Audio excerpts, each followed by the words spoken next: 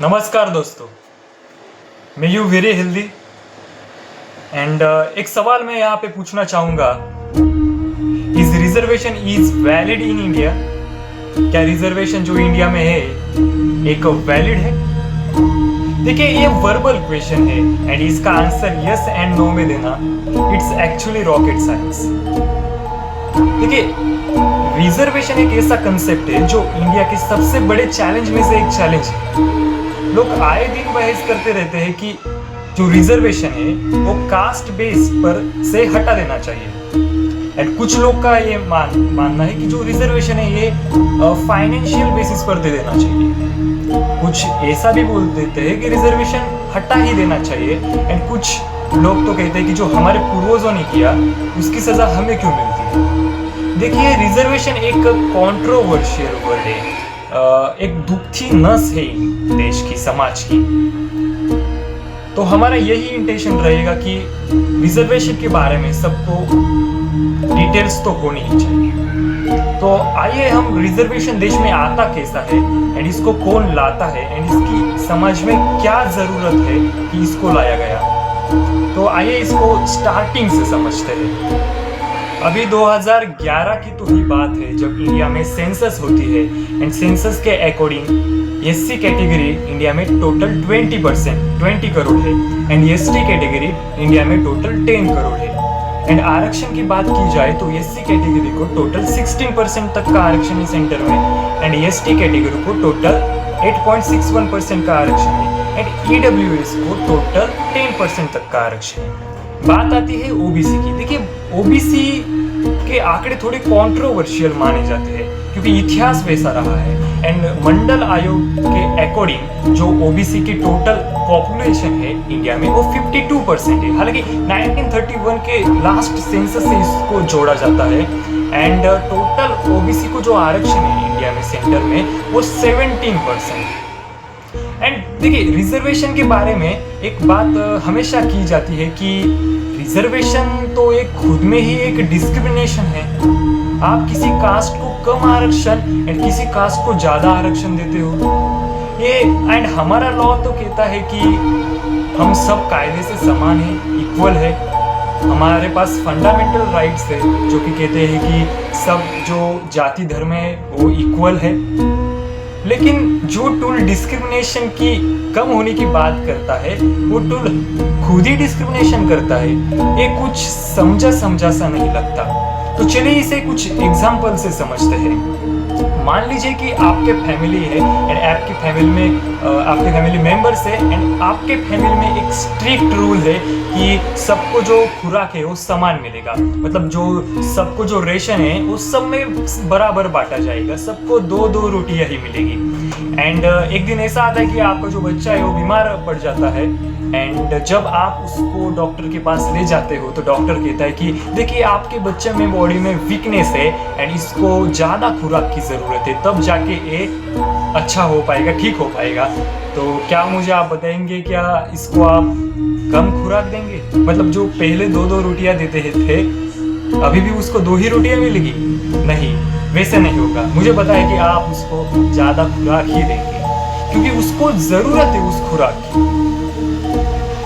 And यही तो हमारे कॉन्स्टिट्यूशन के साथ होता है। देखिए, हमारा जो कॉन्स्टिट्यूशन है एंड परिवार की बात की जाए तो आप भी तो एक डिस्क्रिमिनेशन करते हो फिर, लेकिन इसी डिस्क्रिमिनेशन में घर में इक्वालिटी आती है। Same happen with our constitution. हमारा जो कॉन्स्टिट्यूशन है वो हमारे देश को एक परिवार मानता है एंड परिवार के साथ मतलब देश के साथ कॉन्स्टिट्यूशन वैसा ही बिहेव करता है जैसे हम हमारे परिवार में एक्ट करते हैं। देखिए, अगर हम ह्यूमन रियलिटी को छोड़ भी दें एंड लॉजिकली बेसिस पर भी देखें तो रिजर्वेशन एक मजबूरी बन जाती है क्योंकि कोई अगर देश में कोई कम्युनिटी किसी कम्युनिटी के साथ अगर अनइक्वली बिहेव करती है उसके साथ एंड उन कम्युनिटी के साथ अगर डिस्क्रिमिनेशन करती है तो नक्सलिज्म जैसे वर्ड्स को हमें अंजाम देना पड़ता है। We know very well, Jharkhand, Chhattisgarh and Maharashtra के गढ़चिरौली के ईस्ट कॉरिडोर में कितना बड़ा रेड कॉरिडोर है। हम आज बात करते हैं कि हम वर्ल्ड की लार्जेस्ट डेमोक्रेसी है, लेकिन हर कम्युनिटी से अगर रिप्रेजेंटेशन नहीं बढ़ा तो लार्जेस्ट डेमोक्रेसी सिर्फ नाम की रह जाएगी। पहले वर्णा सिस्टम थी, सबसे पहले ब्राह्मण्स आते थे जो कि पाठ पढ़ाते थे, एजुकेशन पढ़ाते थे। उसके बाद क्षत्रिय आते थे जो कि रक्षा करते थे, वैश्य उसके बाद आते थे जो कि व्यापार करते थे, एंड शूद्र सबसे लास्ट में जो कि इन तीनों वर्णों की सेवा करते थे। ये जो वर्णों सिस्टम था, मतलब हजारों सालों से चलता आ रहा जो वर्ण सिस्टम था, ये किसी कास्ट पर आधारित नहीं था, ये आधारित था सिर्फ और सिर्फ अपने काम के अकॉर्डिंग ये वर्ण सिस्टम बना था। एंड और एक बात की जाए तो जो अपर कास्ट थे उनको हजारों सालों से ही रिजर्वेशन मिला है, वो भी 100% तक। एंड जो बैकवर्ड क्लास है उनके साथ अनटचेबिलिटी जैसे कंसेप्ट को प्रैक्टिस किया जाता था। उनको कभी मौका ही नहीं मिला रिप्रेजेंट करने का, इसलिए वो पीछे ही रह गए। जनरेशन टू जनरेशन ऐसा ही चलता रहा एंड लोअर कास्ट कभी अपर कास्ट के आसपास भी नहीं आ सके। हम बात करते हैं डॉक्टर भीमराव अंबेडकर जी के बारे में, लेकिन डॉक्टर भीमराव अंबेडकर जी जब छोटे थे तब उनको ठीक से एजुकेशन भी नहीं मिलता था। एजुकेशन में भी उनके साथ डिस्क्रिमिनेशन होता था, अनटचेबिलिटी होती थी। एंड उसी संघर्ष के बलबूते पर आज उनका नाम पूरे वर्ल्ड में फेमस है, पूरे वर्ल्ड में उनको जाना जाता है। इतना ही नहीं कि यूनाइटेड स्टेट ऑफ अमेरिका के कोलंबिया यूनिवर्सिटी में भी उनकी एक मूर्ति है। हम बात करते हैं रिजर्वेशन की, लेकिन आज भी रिजर्वेशन के नाम पर इतना क्रिटिसाइजेशन है कि अगर कोई माँ बाप अपने बच्चों को रिजर्वेशन सिखाते हैं तो वो कहते हैं कि देखो वो बच्चा है ना, वो लोअर कास्ट से है इसलिए उसको कम मार्क्स मिले फिर भी उसकी जॉब लग गई, लो कास्ट से है एंड उसको रिजर्वेशन है इसलिए उसको अच्छे कॉलेज में एडमिशन मिला। देखिए ये तरीका बहुत गलत है, इससे नफरत फैलेगी समाज में, इससे एक दूसरे के हम नफरत फैलती रहेगी एंड एक दूसरे के लोग ऑपोज करते रहेंगे। दोस्तों एससी एंड एसटी के आंकड़े इतने पीछे है कि आप अंदाज लगा सकते हो कि बड़े बड़े इंस्टीट्यूशन में भी पीएचडी के सीट्स उनके लिए खाली रह जाते हैं। इतना ही नहीं, कुछ आईआईटी में भी खाली रह जाते हैं। 2021 के सेंसस के अनुसार 2021 के रिकॉर्ड के अनुसार एससी एसटी एंड ओबीसी के कुल मिलाकर 42,000 से भी ज्यादा सीट्स खाली थी। हालांकि रिजर्वेशन होने के बावजूद भी ये सीट्स खाली क्यों रह जाती है? क्योंकि इसके पीछे बहुत सारे रीजंस बोले जाते हैं कि जो कम्युनिटी रहती है ज़्यादा से ज़्यादा गांव में रहती है, उसके बावजूद अपॉर्चुनिटी गांव तक नहीं पहुंचती। कुछ ऐसा भी मानते हैं कि जो अनटचेबिलिटी जैसे कंसेप्ट है वो आज भी आज़ादी के बाद भी मतलब आज भी उस कंसेप्ट की प्रैक्टिस की जाती है। इसलिए तो रिजर्वेशन लाया गया कि जो बैकवर्ड क्लासेस है उनको इक्वलिटी मिले, जो बैकवर्ड क्लासेस है वो अपवर्ड क्लासेस के समान चले, उनको एक रिप्रेजेंटेशन मिले। इसलिए तो रिजर्वेशन लाया जाता है इक्वलिटी की। हालांकि इक्वलिटी की बात यहाँ पे आती है तो एक बात बोलना यहाँ पे जरूर इम्पोर्टेंट हो जाती है कि अभी तक इंडिया में कास्ट सेंसस नहीं आई है। जो लास्ट में कास्ट सेंसस आती है वो 1931 में आती है, मतलब 1931 से लेके आज तक इंडिया में कास्ट के आधार पर कभी सेंसस नहीं हुई। जो 2011 में हुई थी वो उसमें सिर्फ एससी एंड एसटी कैटेगरी के जो लोग थे उनके आंकड़े सामने आए थे, तो बाकी के नंबर्स थे, बाकी के कितने कास्ट से कितने लोग हैं ये सामने नहीं आए। हालांकि समझ सकते हैं कि 1931 से लेके 47 तक ब्रिटिश क्राउन था, हमारे हाथ में ऐसा कुछ नहीं था कि हम ला सके उसको। ब्रिटिश के कुछ अलग पॉलिटिक्स, कुछ अलग नियम होंगे, लेकिन आज़ादी के बाद भी तो हम कास्ट के अकॉर्डिंग सेंसस ला सकते थे 1951 में। लेकिन 1951 में ऐसा क्या होता है कि कास्ट सेंसस नहीं आती, क्योंकि नेहरू नहीं चाहते थे कि देश में कास्ट सेंसस लाई जाए। अगर कास्ट सेंसस लाई जाती थी तो इंडिया के इंटरनल सिक्योरिटी को सबसे बड़ा खतरा माना जाता था। अभी अभी तो इंडिया आजाद हुआ था एंड अभी अभी तो हम स्वतंत्र हुए थे, उसके बाद अचानक कास्ट सेंसस लाना मतलब इक्वालिटी को बहुत बड़ा धोखा माना जाता था। इनकम बेस्ड रिजर्वेशन, देखिए इंडिया में रिजर्वेशन इसलिए नहीं लाया गया कि लोग फाइनेंशियली इक्वल हो जाए, बल्कि इसलिए लाया जाता है कि जो हजारों सालों से बैकवर्ड क्लासेस पर होता आ रहा भेदभाव है उसको समाप्त किया जाए। आज अगर आप कॉन्स्टिट्यूशन ऑफ इंडिया पढ़ते हो तो उसमें आर्टिकल 14, 15 एंड 16 में कहीं फाइनेंशियल इक्वल जैसे वर्ड्स आपको नहीं मिलेंगे। वर्ड्स मिलेंगे लाइक रिप्रेजेंटेशन, मतलब जो बैकवर्ड क्लासेस है उनका रिप्रेजेंटेशन समाज में बढ़ना चाहिए, इसलिए रिजर्वेशन काम करता है। इसका एक अच्छा एग्जांपल देखा जाए तो जब मायावती जी सीएम बनती है उत्तर प्रदेश की, तो समाज में एक विश्वास आता है कि बैकवर्ड क्लासेस की एक महिला आगे जाके सीएम बनती है तो जरूर ये रिजर्वेशन काम की चीज है, क्योंकि बैकवर्ड क्लासेस भी एक प्रकार के आगे आ रही थी, लीडरशिप दिखा रही थी। ये बेस्ट एग्जांपल मैंने आज अभी आपको बताया। एंड कुछ लोग कहते हैं कि रिजर्वेशन पूरी तरह से हटा देना चाहिए, बट यही लोग ईडब्ल्यूएस की बात पर शांत बैठ जाते हैं। पॉलिटिक्स बिहाइंड रिजर्वेशन, देखिए यहाँ से बातें इंपॉर्टेंट हो जाती है। 1932 की ही तो बात है जब महात्मा गांधी जी की कांग्रेस को अंग्रेजों के खिलाफ लड़ने के लिए बैकवर्ड क्लासेस का सपोर्ट चाहिए था, लेकिन बैकवर्ड क्लासेस ऐसा कैसा सपोर्ट दे सकती है, क्योंकि उनको चाहिए था सेपरेट इलेक्टोरेट। तो इसी बात पर डॉक्टर बाबा साहेब आम्बेडकर महात्मा गांधी जी से सेपरेट इलेक्टोरेट की मांग करते हैं। महात्मा गांधी जी इसको ना बोल देते हैं एंड पुणे के येरावाड़ा जेल में अनशन उपोषण पर बैठ जाते हैं। अभी इतना बड़ा नेता उपोषण पर बैठ गया तो जाहिर सी बात है कि बाबा साहेब को अपना जो डिमांड है वो पीछे तो लेनी पड़ेगी।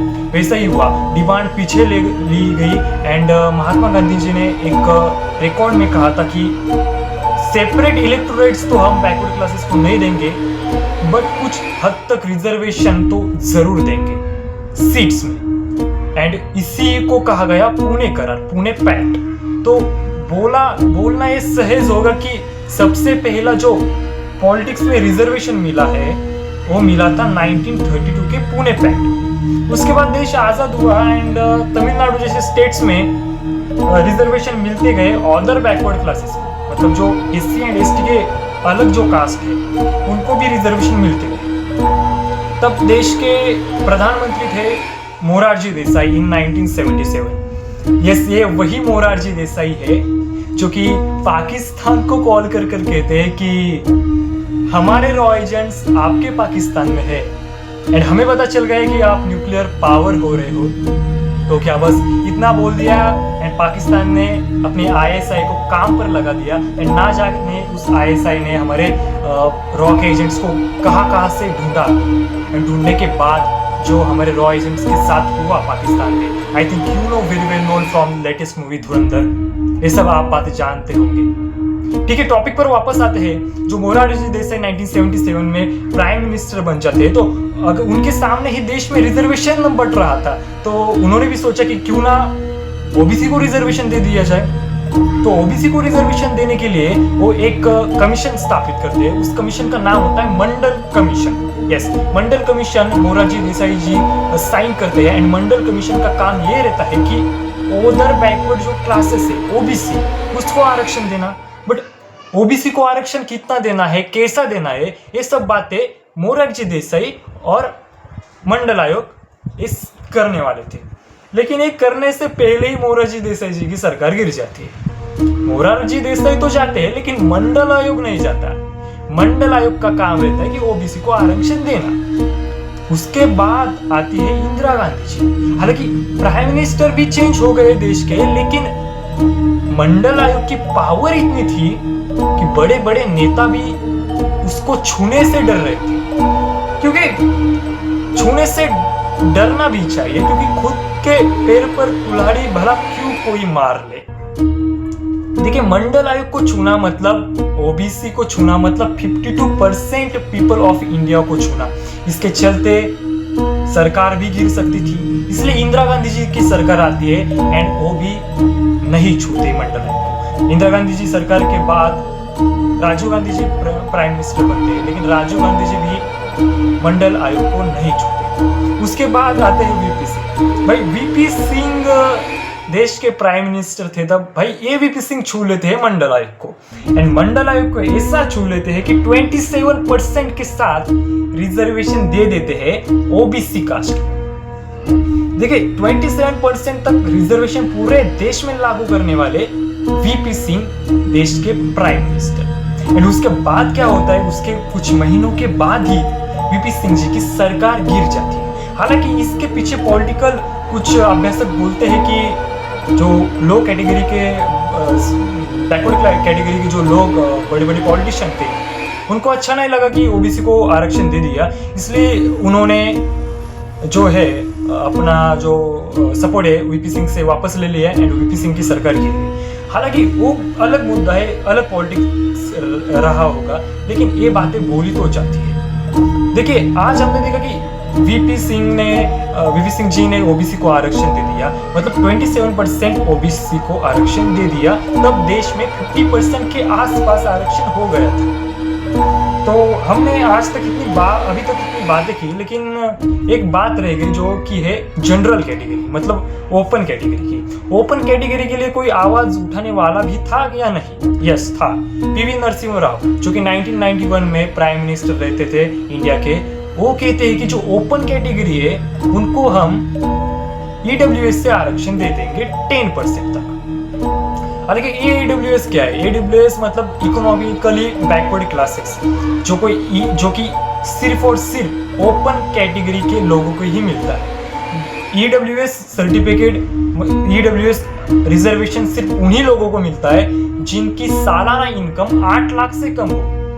हालांकि अभी कुछ लोग बोलते हैं कि 8 लाख मतलब एक सस्टेनेबल अमाउंट नहीं मानी जाती, क्योंकि 8 लाख अगर कह दिया तो लोग फ्रॉड सर्टिफिकेट बनाते हैं, एंड कुछ लोग तो अपनी जॉब छोड़ देते हैं क्योंकि उसका बच्चा ईडब्ल्यूएस के आरक्षण में आ जाए।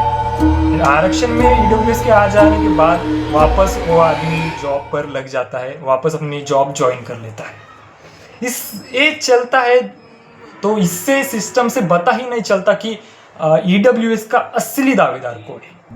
एक कुछ कंसेप्ट होते हैं जिससे ईडब्ल्यूएस के सामने बड़े बड़े चैलेंज है, लेकिन 1991 में जब ईडब्ल्यूएस की डिमांड आई थी तो 1992 में ईडब्ल्यूएस को ऑपोज करने के लिए इंदिरा सविनय आता है, और इंदिरा सविनय कहता है कि जब आप आरक्षण दे रहे हो तो 50% से ज्यादा इंडिया में आरक्षण नहीं देना, एंड सुप्रीम कोर्ट भी इसे मंजूर कर देता है। तो पीवी नरसिम्हा राव का जो सपना था कि 10% तक ईडब्ल्यूएस को आरक्षण देना, वो वहीं समाप्त हो जाता है, क्योंकि ईडब्ल्यूएस को अगर उस टाइम पे आरक्षण दे देते ओपन कैटेगरी को भी, तो 50% से ज्यादा आरक्षण हो जाता कुल देश में। तो इंदिरा सविनय ने इसको अपोज किया एंड ईडब्ल्यूएस का मुद्दा वहां से ही बंद हो गया। बाद में हमें बताया कि 2014 में मोदी गवर्नमेंट पावर में आते हैं, एंड 2019 में ही मोदी जी अमेंडमेंट्स करते हैं एंड ओपन कैटेगरी के जो ईडब्ल्यूएस क्लास है उसको 10% तक का रिजर्वेशन कर देते हैं। अभी ये इंदिरा सविनय के फिर भी अपोज गया, लेकिन मोदी जी एंड मोदी सरकार अमेंडमेंट्स करके इसको बैलेंस कर देते हैं। मतलब अभी 50% से भी ज़्यादा देश में रिजर्वेशन है।